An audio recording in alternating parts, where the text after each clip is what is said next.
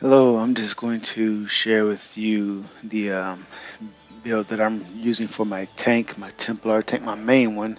I have another tank, my Nightblade, but that one I'm not quite sure is ready for. Let's just say I haven't put it through the harder dungeon, the vet dungeons yet. And once I do that, and maybe some trials, I'll feel more comfortable, sharing what I'm doing on that Nightblade tank. But for now, my Templar tank here, named Arielle RP, is the true end game. RP being roleplay. Yeah, that is the true end game, and this is a roleplay character, and that's why I insist on kind of playing a character a certain way and not going strictly with the meta. But I think the character is good for support, the tanking, of course, but also just supporting with heals. And um, so I will show you the gear and then I'll show you how I typically play the character. Um, so we have the Lamia set. I know that is not very popular, but it's one of those sets that I have always, since I started playing the game when I first discovered it, I've always had like a fondness for it. And I used to farm it, even though, like, like I said, people just didn't really tend to think highly of it. And back then, when I used to farm it, it had the only benefit that you got on the fifth piece was when you use an ultimate, you restored about 25 health per ultimate spent. But maybe I don't know, maybe sometime last year or before, Zoss went over all the sets again and kind of started buffing sets. And in my opinion, some sets still need to be brought up a little bit more. But anyway, so I was happy to see that uh, Lamia got a better fifth piece, and so now it is. Wait, first I go through the two through four piece. So the two piece you get maximum magicka, three piece recovery, four piece magicka, and then on the fifth one you get health magicka and stamina restored based on the ultimate spent. And I wonder if I have any ultimate right now. Let me check. See, do I have a full bar? I can't really tell right now, but let's just see here. Nope, I don't think I do have any ultimate right now. I will show you the effect if I could. I think I'll just show you some. I'll add some gameplay clips in here. And so, um, back to the gear again. On I typically use a restoration staff simply because it helps healing, the healing passives, but also because I just think thematically it just kind of fits her character. Again, role play is the true end game, and so back bar the Lamia sword and shield. So I am double barring. Even I understand that if I used a front bar and back bar setup, I would be able to apply a mythic and a training piece as well to get her health up higher. And with higher health, I can get a larger, higher health. I can get a larger shield, which would be nice because I would definitely go with the Death Dealer's feat to get some higher health. But I really want this. I really want this bonus on both bars, not just the back bar ultimate. So whether I use the front bar ultimate or the back bar ultimate, I like to have the ultimate restore the health, magic, and stamina to not just me, but also the group members around me. And that's again why I say it's a support healer as well, because there have been times when the boss or we would be in a fight and people would be resurrecting, and when they resurrect, they don't have full resources, they don't have health, and so and I hit the ultimate when they resurrect, and I can get them back into a good shape with resources and everything. And I'm using Blood Spawn for the ultimate regen. That helps to get the ultimate up more. And also on the body, I'm using Arcasis. Again, Arcasis is a set that really only benefits you when you have a potion available. So it would be ideal as a back bar set, but since again I want Lamia to be on the front end back bar, I can't run it that way. I can't use it just on the back bar. I mean, I could if I use like if I use an arena weapon or something like that, but or yeah, like an arena weapon. But I'm not doing that. I'm not grinding for one of those right now.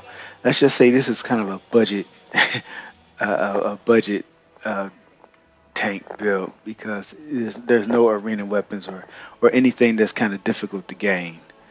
No trial sets or anything like that. So our cases, you gain ultimate whenever you drink a potion in combat, and you not just you, but your group members gain that ultimate as well. And as you can see, she's also wearing the Breton. This is a Breton too, by the way. I should have mentioned that. That's very important. The Breton spell sword armor. And so, yeah, again, this is a hybrid-ish themed character. So, okay, Lamia, Arcasis, and Bloodspawn. Those are the main pieces of the sets that we need to talk about. Now, the race, I decided to go with, we got Lord Mundstone, of course, for the health. And as a Breton, let me go back to the Breton skills. I'm sorry. I should have just did that. So, the Breton is important in order so that I can manage those support healing skills, basically. I know for a tank, most people would probably go with an Imperial, but I thought I'm going to be spending a lot of magicka with this character, and so because of that, I need the magic mastery passive, which reduces the cost of all magic abilities by 7%, but also you get the 2000 max magicka on the Gift of Magnus skill or what do you call it, racial trait, and you also get resistances when you're under when you're affected by a status effect like burning, shield, or concuss. Basically, an elemental status effect, you get 2,000 to 310 spell resistance plus 130 magic recovery. So those are important for tanking as well. And so I think Britain is an underrated tank race. I haven't really seen a lot of builds using them. And combined with the Lamia set, which is I think is kind of underused by. I think it has its place if you use it as the right way. I just put it that way. And I think the way I am combining it kind of makes it work. And so on the stat sheet right now, I'm CP. I don't really feel like going through all the CP. You can just do whatever you want with all of that. It's not going to make a huge difference. It's just whatever you feel comfortable with, basically. But um, she has pretty decent health, resistances. Let me see, am I on my front or back bar? Let me see. Okay, now I'm on the back bar. Now let's look at the resistance. Okay, so resistance is about 30k spell resistance. Of course, that goes up when you're under the effect of a status effect, and you pretty much be at armor cap by then. And about 40k health, which I think is low on the low end for a tank probably, but it's enough. I'm not getting one shot by anything that I don't. The only thing I get one shot by is things that will kill you anyway if you don't block, and that's what typically happens to me when I get one shot. I wasn't on my block like I should have been. Uh, I was probably casting a skill or just trying to be a little too a little too fancy, and then I miss my block and I get one shot. But that happens sometimes. So the skills, we didn't talk about the skills. Of course, standard stuff. Nothing really um, out of the ordinary for a tank. But what I think is important as a build that needs a lot of ultimate is to use at least one Dawn's Wrath skill. And so I use Living Dark, but you could also probably use Purifying Light as long as you have a Dawn's Wrath skill because you have the Prism passive, which gives you ultimate, generates 3 ultimate.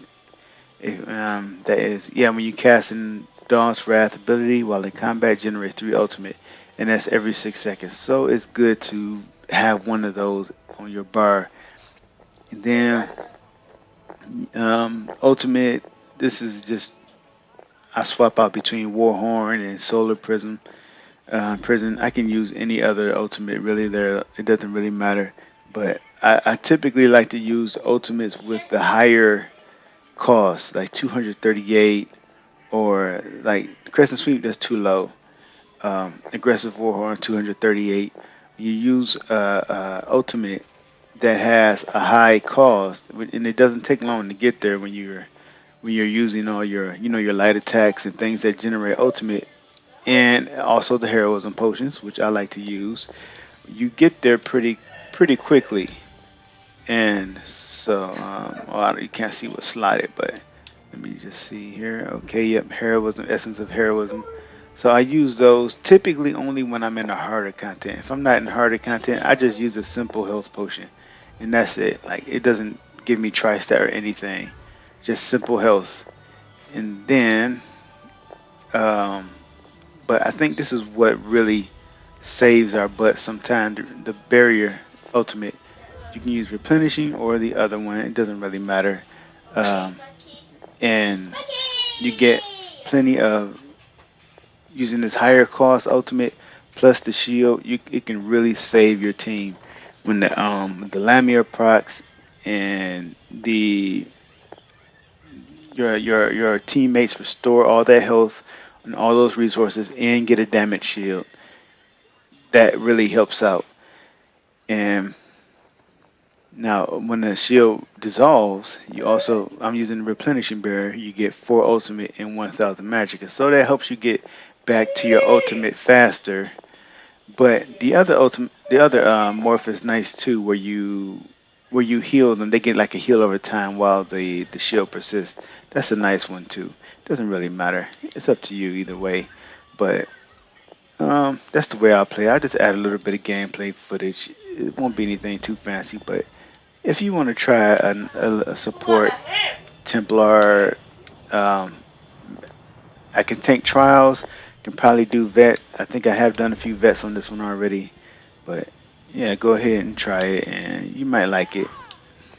So, oh yeah. So also, you know, that's another reason why I got a Breton. I can cast a big heal like this and still be doing pretty good. Be not struggling for resources.